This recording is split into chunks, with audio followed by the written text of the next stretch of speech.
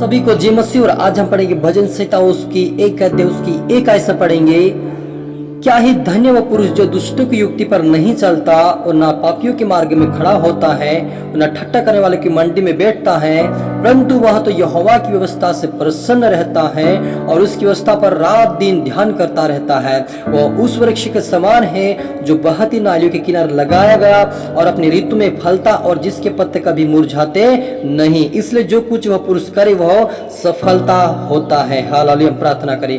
धन्यवाद सुना कि वह परमेश्वर पिता प्रभु जी, क्या ही धन्य पुरुष जो दुष्टों की युक्ति पर नहीं चलता मेरे पिता। मेरे यहोवा पिता, हमें दुष्टों की युक्ति से बचा मेरे पिता, दुष्टों के मार्ग पर चलने से बचा, मैं पाप और बुराई से बचा, आपके राज्य की वारिस बना मेरे पिता। जितने देखने वाले सुनने वाले उनके जीवन में आपकी बुद्धि, आपका ज्ञान, आपकी समझ में आ जाए, आपकी समझ उनके अंदर आ जाए मेरे पिता, कि वो तेरे स्वर्गीय राज्य की वारिस बने पिता। वो दुष्टों की युक्ति पर नहीं, लेकिन आज से तेरी युक्ति पर चलने वाले, आज से तेरे वचन पर चलने वाले बने। तेरा आत्मा छुए उनके मन को, उनके हृदय को बदल दे मेरे पिता। तेरा आत्मा उनको पूरी से बदल के आपके राज्य के वारिस बनाए मेरे परमेश्वर पिता।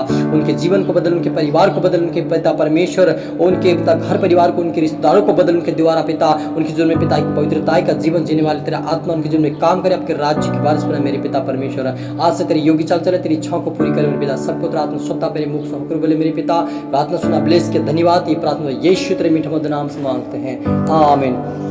तो मेरा जी जो यहाँ पर दाऊद राजा कहते हैं कि क्या ही धन्य वह पुरुष जो दुष्टों की युक्ति पर नहीं चलता और न पापियों के मार्ग में खड़ा होता है और न ठट्ठे करने वालों की मंडली में बैठता है, परंतु वह तो यहोवा की व्यवस्था से प्रसन्न रहता है और उसकी व्यवस्था पर रात दिन ध्यान करता रहता है। हालेलुया। मेरे अजीजों, यदि आप दुष्टों की युक्ति पर नहीं चलेंगे और परमेश्वर की युक्ति पर चलेंगे, उसके वचनों पर चलेंगे और पापियों के मार्ग पर खड़ा नहीं होगे, लेकिन परमेश्वर की मंडली में और परमेश्वर के भवन में जाकर आप यदि खड़ा होगे तो परमेश्वर आपसे प्रसन्न होगा और परमेश्वर आपको उठाकर खड़ा करेगा, आपको हर कामों में आपको सफलता देगा। और वह कहता है कि वह उस वृक्ष के समान जो बहती नालियों के किनारे लगाया गया और अपनी ऋतु में फलता है और जिसके पत्ते कभी मुरझाते नहीं। हालेलुया। मेरे अजीजों, यदि आप प्रभु की प्रार्थना में, वचनों में बैठेंगे, उसके आज्ञाकारिता में चलेंगे, उसके मार्ग पे खड़े रहेंगे, उसके वचन पे खड़े रहेंगे, उसके वचनों के अनुसार आप चलते रहेंगे, तो प्रभु आपको कभी मुरझाने नहीं देगा, आपको उदास नहीं रहने देगा, आपको रोने नहीं देगा, आपकी आंखों में आंसू रहने नहीं देगा, क्योंकि वो परमेश्वर हरि के ऊपर दया करने वाला परमेश्वर, हरि को छुटकारा देने वाला परमेश्वर आपके जीवन में कभी भी असफल नहीं रहेगा। आपको परमेश्वर हर कामों में सफलता देगा, क्योंकि आपको प्रभु के डर और भय में चलेंगे तो परमेश्वर आपको और भी आशीषित करेगा। हालेलुया। और कहता है कि दुष्ट लोग ऐसे नहीं होते,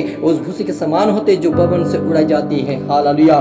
फिर यदि जो वो कहता है कि दुष्ट लोग पवित्रता के जीवन नहीं जीते, वो भूसी के समान होते हैं और जब भूसी क्या करती है, वो हवा में उड़ाई जाती है। यदि आप परमेश्वर का वचनों का पालन नहीं करेंगे, उसके डर उसके भय में नहीं चलेंगे, उसके मार्ग पर खड़े नहीं रहोगे और आप पापियों के मार्ग पे खड़े रहोगे, पापियों के मार्ग में चलते रहोगे, तो परमेश्वर आपको पवन में उड़ाई हुई भूसी के समान करेगा। और भूसी को क्या करते लोग, जब अच्छे गेहूं को निकाल कर अलग कर देते, जब भूसी बचते उसको लोग जला देते हैं। यदि आप परमेश्वर के डर और भय में नहीं चलेंगे, उसके वचन का पालन नहीं करेंगे, तो आपको नरक में, आग में, जलते हुए आग में आपको डाल देंगे। इसलिए आप पर मुझे ध्यान देना कि प्रभु हमें क्या कहता है, उसके वचन पे चलना, उसके डर, उसके भय में चलना, ताकि वो हमें नरक में न डाले, लेकिन उसके स्वर्गीय राज्य की वारिस बनाए। और कहता है कि इस कारण दुष्ट लोग अदालत में स्थिर न रह सकेंगे। मेरे अजीजों, अदालत क्या है, परमेश्वर के सामने हम खड़े नहीं रह सकते, क्योंकि जो पवित्रता का जीवन जिएगा, जो परमेश्वर के वचन का पालन करेगा, वही उसके सामने खड़ा रहकर वो बोलने पाएगा। लेकिन जो दुष्ट लोग हैं, उसके सामने, परमेश्वर के सामने से हटाकर उनको नरक में डाल देंगे। इसलिए आप और मुझे परमेश्वर की युक्तियों पर चलना है,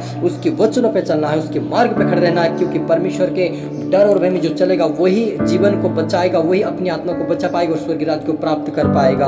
हालेलुया। और कहता है कि ना पापी धर्मियों के मंडली में ठहर सकेंगे। हालेलुया। जो पापी व्यक्ति होता है वो भी परमेश्वर की अभिलाषा का जीवन नहीं होता, इसलिए वो भी वो धर्मी की मंडली से वो भाग निकले, क्योंकि उसको अच्छा नहीं लगता है, उसको परमेश्वर की भाषा नहीं भाती, क्योंकि उसको क्या चाहिए, संसार की अभिलाषा का जीवन चाहिए, उसको पाप का जीवन चाहिए, उसको उसकी सूझा के अनुसार जीवन चाहिए। इसलिए वो धर्मी के साथ नहीं रह सकता।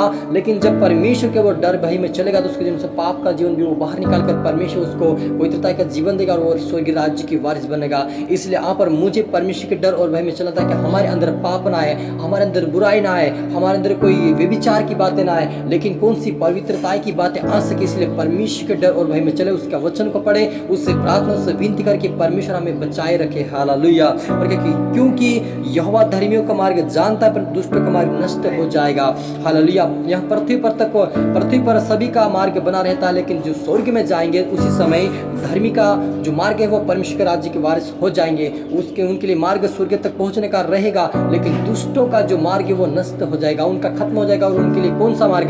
नरक का मार्ग रहेगा। इसलिए आप पर मुझे परमेश्वर का मार्ग चुनना, उसके डर उसके भय में चलता कि स्वर्ग राज्य के वारिस बन सके। लेकिन जो दुष्ट लोग हैं वो कभी भी स्वर्ग राज्य के प्रवेश नहीं हो सके, प्रभु का वचन कहता है। इसलिए आप और मुझे पापी के मंडली में नहीं जाना है, दुष्टों के संग नहीं रहना है, लेकिन पवित्र प्रभु के योग्य लोगों के साथ रहना, उसकी मंडली में रहना, उसके भवन में रहना है और परमेश्वर के दास की संगति में आना है। हालेलुया। और परमेश्वर के विश्राम दिन में हमें प्रवेश करना ताकि स्वर्ग राज्य के वारिस हो सके। हालेलुया। प्रार्थना करें। धन्यवाद सुना आपकी हो परमेश्वर पिता, सच मेरे पिता, मैं दुष्ट की युक्ति से बचा मेरे पिता, पापी के मार्ग पे खड़े होने से बचा मेरे पिता, मैं पवित्रता का जीवन जीने के लिए मदद सहायता कर। हमें आत्मिक आंखें खोल दे, हमारी जुबान को खोल दे, हमारे आत्मिक कान खोल दे, हमारे आत्मिक समझ को खोल दे पिता, कर राज्य के वारिस बना मेरे पिता। हर एक तरह तुम सौंपते प्रार्थना सुना ब्लेस के आशीष धन्यवाद को तेरे हाथ में सौंपते हुए ये प्रार्थना यीशु तेरे मीठे मधुर नाम से मांगते हैं। आमीन।